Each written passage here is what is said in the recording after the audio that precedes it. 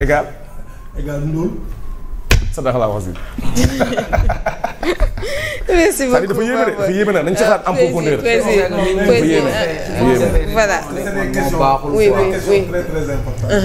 dañuy waxtaanee nii. d'abord man ci CENTIF sax laa bëggoon ñu taxaw. CENTIF nag xamuñu ko woon Sénégal ah Omar. boo xoolee yeneen corps de contrôle. mais yàgg na fi lañ gënoon xam yàgg na fi mais justement pourquoi mu ñëw en première ligne. xam nga cybercriminalité Sénégal daanuñu ko woon kii on a connu DIC. léegi section recherche bu Colobane bi nga xamante ne daan nañ gis nit ñi. section recherche DIC. mais tey gis nga yooyu sax da nga leen di fàtte. li nekk au premier plan mooy cybercriminalité mais CENTIF aussi sénégalais yu bëri xamuñu ko woon. billaahi. peut-être yeneen corps de contrôle yi lañ gënoon a miin mais subitement dañu gis ne boo xoolee à part Cour des comptes mais tous les dossiers yi ñu fi soulevé yëpp ay dossiers CENTIF la. te li grave ci dossier CENTIF yi mooy mais c'est sur la place publique loolu tamit dafa lu doy waar la da ngay gis ay chroniqueurs teg seeni documents li ñuy wax sax duñ ko maîtriser parce que ils ne prennent même pas le temps de lire parce que le rapport aussi rapport mën nga ko lire sans pour autant nga comprendre.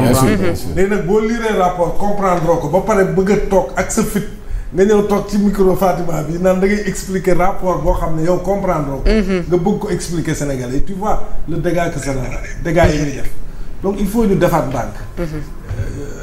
ñu xam ne.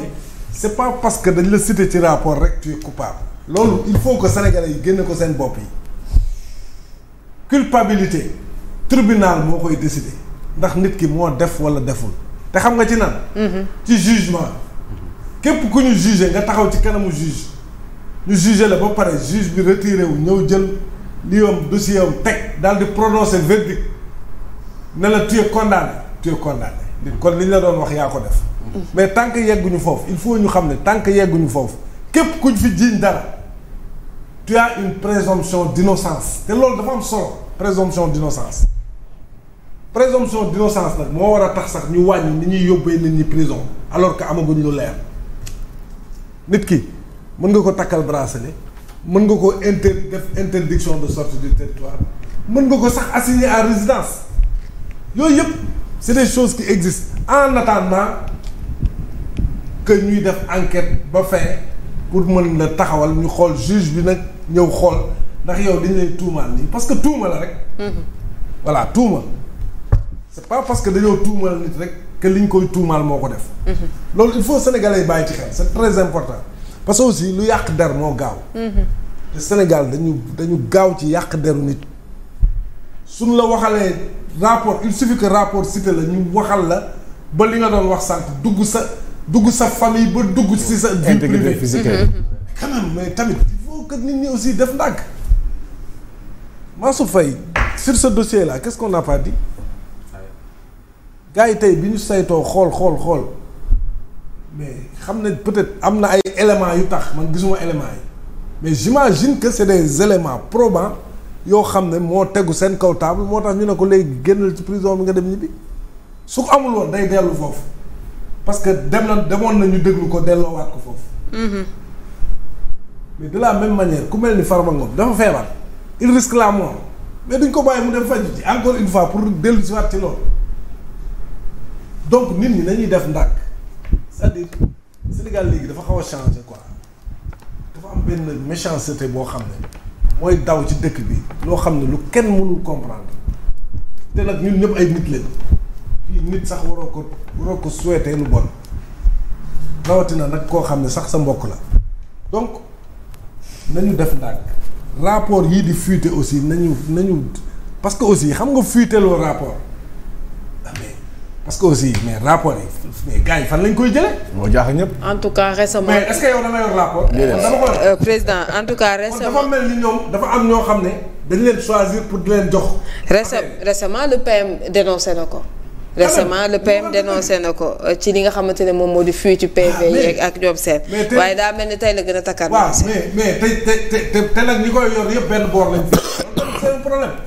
quoi wal sa moom. donc nañu xoolaat li ñuy def quoi parce que personne n'a le droit de jeter le discrédit et la ci turu jàmbur te tegoo ko fenn.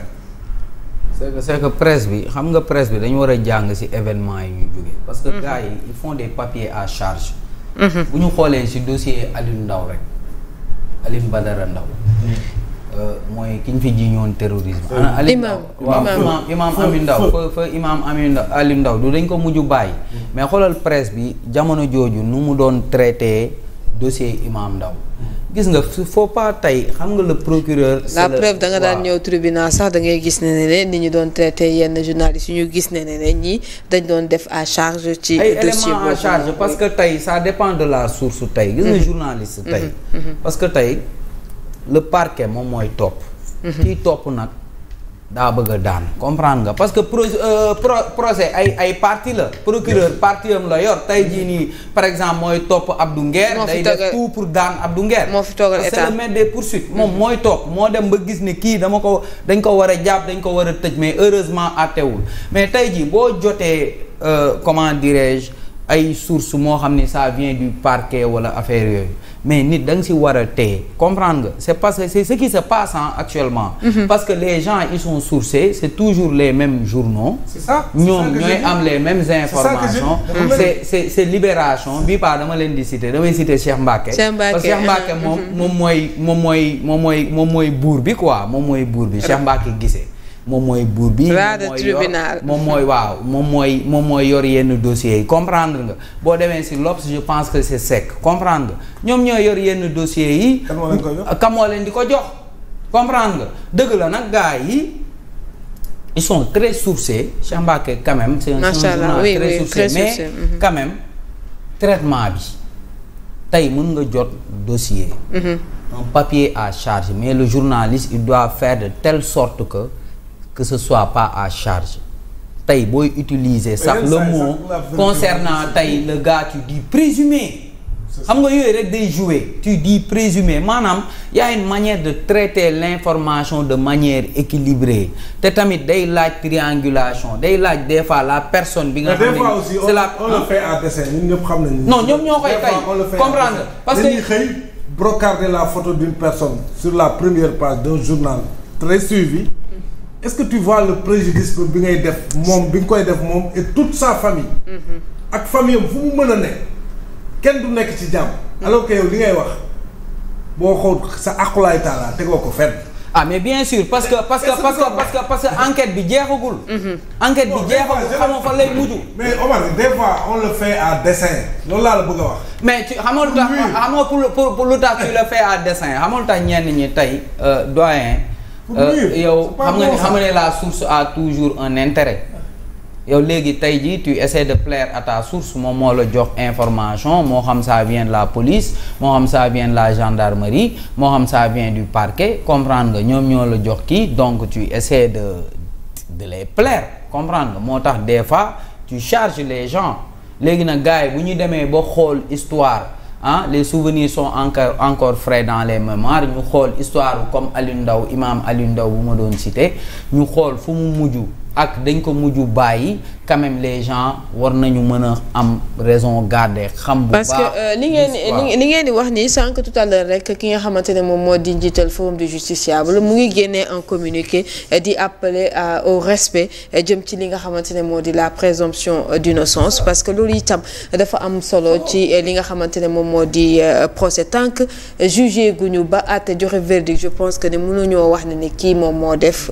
kii deful c'est ça oui maanaam tant que jugé wuñu dañuy jàpp ne defoo ba keroog nag ñuy prouver ni parce que CREI yi aussi loolu CREI yi dañuy chargé loolu la tax ñu chargé parce que CREI yi day ñëw chargé la ne la yàlla def ba pare ne la yow yaa def léegi wan prouver la defoo mais fii nag c'est pas ça tant que tu n'es pas jugé et condamné tu es présumé innocent loolu dafa am solo leneen li nga doon wax nag ak am solo c'est comme si au Sénégal maintenant être un homme d'affaires quand même c'est un crime.